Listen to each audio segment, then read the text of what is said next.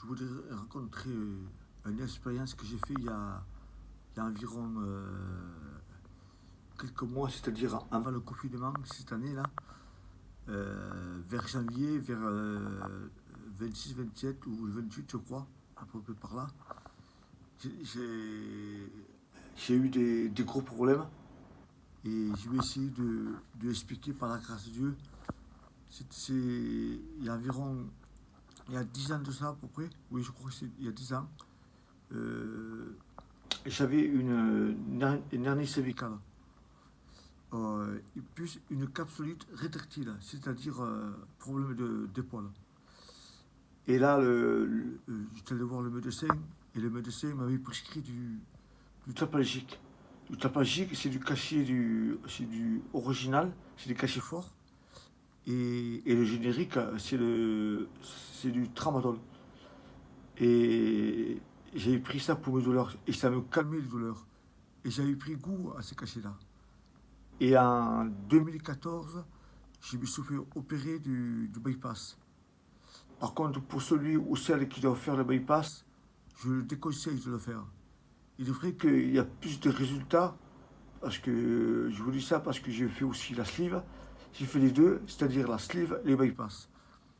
Le bypass, c'est vrai qu'il y a plus de résultats, mais il y a plus de risques.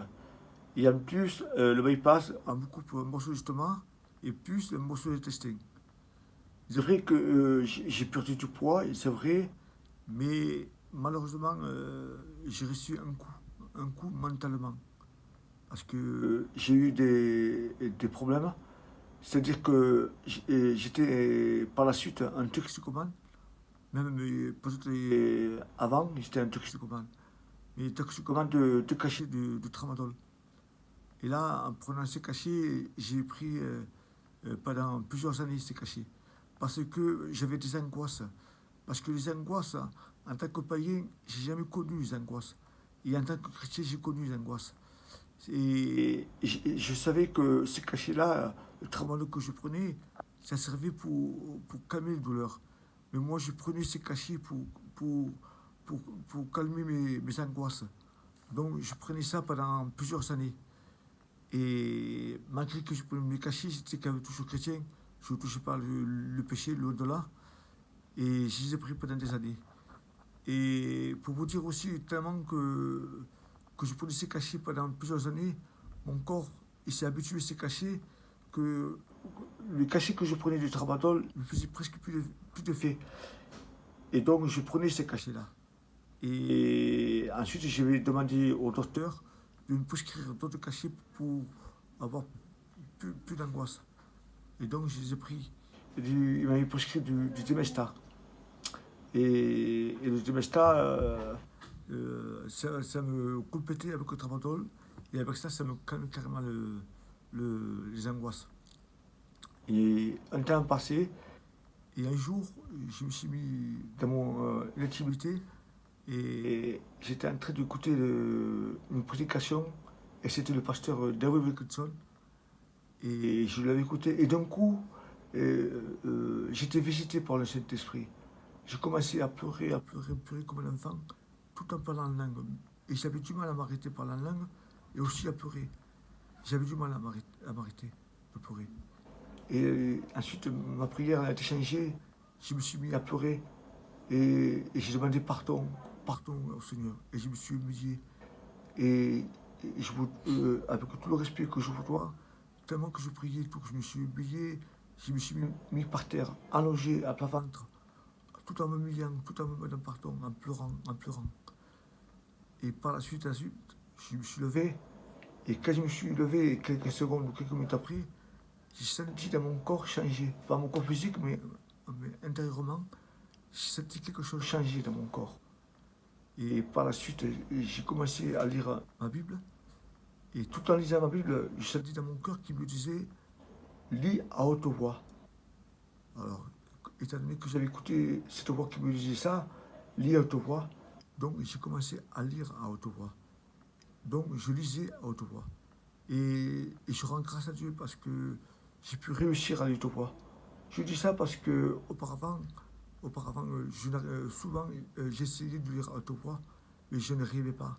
parce que, à cause de mes angoisses, je n'arrivais pas à lire à haute voix. Et là, je rends grâce à Dieu parce que j'ai réussi, par la grâce de Dieu, de lire à haute voix. Et ensuite, vous savez que normalement, quand on prend des cachets, on ne doit pas s'arrêter d'un coup. Et moi, malheureusement, je me suis arrêté d'un coup. Pendant 2 jours, je n'ai pas pris les tramadol. Et ce que je peux dire, vous savez que les tramadol, au début, ça me faisait dormir. Mais moi, au contraire, après, étant donné que j'ai pris plusieurs années, après, ça m'empêchait de dormir. Et pour vous dire aussi que pour la première fois de ma vie, j'ai demandé au docteur cachet pour dormir. Parce que moi, auparavant, j'ai jamais pris des cachets pour dormir. Et là, comme j'avais des problèmes pour dormir, j'ai demandé. Alors, il m'a prescrit des cachets pour dormir. Mais vous savez, j'ai pris du tramadol, plus le Demesta, plus le cachet pour dormir. Alors, rendez-vous compte de comment j'étais. Parce que vous savez, on a plusieurs niveaux pour les cachets. Vous savez, il y a niveau 1, niveau 2, niveau 3. Et moi, le tramadol, déjà que c'était fort, c'était du niveau 2, le Demesta niveau 3. Là, c'était vraiment très très fort. Plus les cachets pour dormir, aussi niveau 3. Alors, j'ai pris les trois, le tramadol, Demesta et cachet pour dormir. Alors, je ne vous dis pas l'état comme j'étais. Et là, pendant 3 jours et presque 3 nuits complètes, impossible de dormir. Je n'ai pas pu dormir. Et comme je n'arrivais pas à dormir, ma femme s'inquiétait. Ça fait que pendant 3 jours aussi, elle ne dormait pas aussi. Mais par contre, dans la nuit, souvent, j'étais pas très bien. J'ai souffert. J'avais, avec tout le respect que je vous dois, j'avais l'abdominal qui me brûlait, ça me brûlait, mais énormément. Mais je ne savais pas pourquoi. Mais plus tard, j'ai su pourquoi. Parce que j'étais en manque.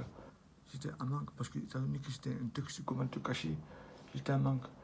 Et aussi, dans la nuit, j'avais la jambe qui tremblait tout seul. Tellement qui tremblait tout seul, fortement. Je disais à ma femme, vite, vite Sandrine, retiens ma jambe, retiens ma jambe.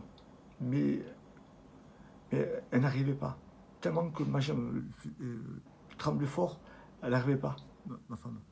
Et aussi, ce que je peux dire aussi, que dans la nuit, plusieurs fois, je me dis tout le temps de l'eau. Mais par contre, c'est impossible de tenir le verre. C'était ma femme qui tenait le verre. Et je buvais en très très petite quantité de l'eau. Parce que, en plus, je buvais de travers, pas normalement, parce que j'avais peur de m'étouffer. Malgré que c'était une petite quantité, j'avais peur de m'étouffer.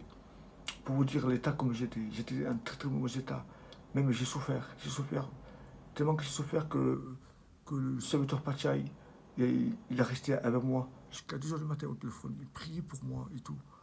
Et le serviteur Pachai, il a prié pour moi, avec sa femme au téléphone. Mais j'ai souffert, croyez-moi, j'ai souffert. Et, et par la suite, tellement que c'était méconnaissable, j'ai dit, pourtant, avec mon épouse, ça fait 32 ans que je connais mon épouse. Je disais à mon épouse, mais qui vous êtes vous, madame? Je ne vous connais pas. Qu'est-ce que vous faites là à la maison? Pour vous dire que l'état comment j'étais.